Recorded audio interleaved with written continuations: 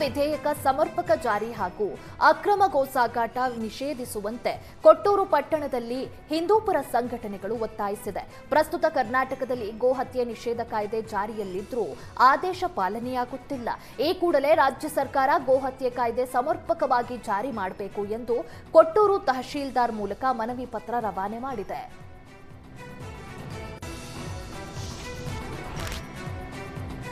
ಶಿಕ್ಷಕರ ನೇಮಕಾತಿ ಆಗ್ರಹಿಸಿ ರಾಯಚೂರು ನಗರದ ಅಂಬೇಡ್ಕರ್ ವೃತ್ತದಲ್ಲಿ ಉದ್ಯೋಗಾಕಾಂಕ್ಷಿಗಳು ಪ್ರತಿಭಟನೆ ನಡೆಸಿದ್ರು.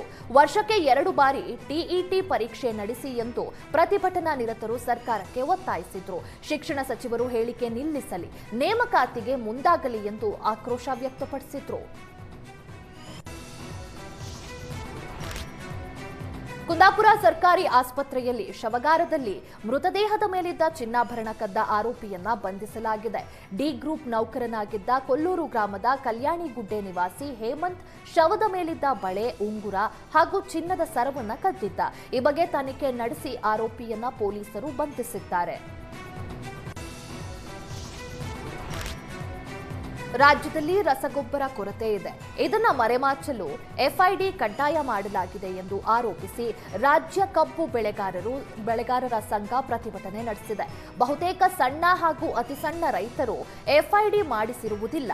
ಎಫ್ಐಡಿ ಕಡ್ಡಾಯ ಮಾಡಿರುವುದರಿಂದ ಸಣ್ಣ ಹಾಗೂ ಅತಿ ಸಣ್ಣ ರೈತರಿಗೆ ರಸಗೊಬ್ಬರ ಸಿಗಲ್ಲ. ಎಫ್ಐಡಿ ಕಡ್ಡಾಯ ನಿಯಮ ತೆಗೆದುಹಾಕಿ ಎಲ್ಲ ರೈತರಿಗೆ ರಸಗೊಬ್ಬರ ನೀಡಬೇಕು ಎಂದು ಪ್ರತಿಭಟನಾ ನಿರತ ರೈತರು ಆಗ್ರಹಿಸಿದ್ದಾರೆ.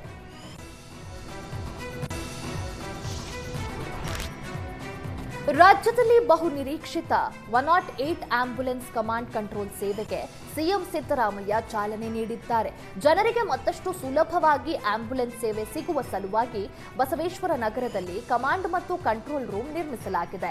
ಖಾಸಗಿ ಒಡೆತನದ 108 ಆಂಬ್ಯುಲೆನ್ಸ್ ಸೇವೆಯನ್ನ ಸರ್ಕಾರದ ಸ್ವಾಧೀನಕ್ಕೆ ತೆಗೆದುಕೊಳ್ಳಲಾಗಿತ್ತು. ಅನೇಕ ಬಾರಿ ಮದರ್ ಬೋರ್ಡ್ ಸಮಸ್ಯೆಯಿಂದ ಸರಿಯಾದ ಸಮಯಕ್ಕೆ ಆಂಬ್ಯುಲೆನ್ಸ್ ಸೇವೆ ಸಿಗುತ್ತಿರಲಿಲ್ಲ.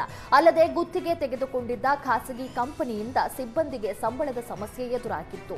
ಇದೀಗ ಸರ್ಕಾರವೇ ನೇರವಾಗಿ 108 ಆಂಬ್ಯುಲೆನ್ಸ್ ಸೇವೆ ನೀಡಲು ಮುಂದಾಗಿದೆ. ಇದರ ಮೊದಲ ಹಂತವಾಗಿ ಹೊಸದಾಗಿ ನಿರ್ಮಿಸಿರುವ ಕಂಟ್ರೋಲ್ ರೂಮ್ ಇಂದು ಲೋಕಾರ್ಪಣೆಯಾಗಿದೆ.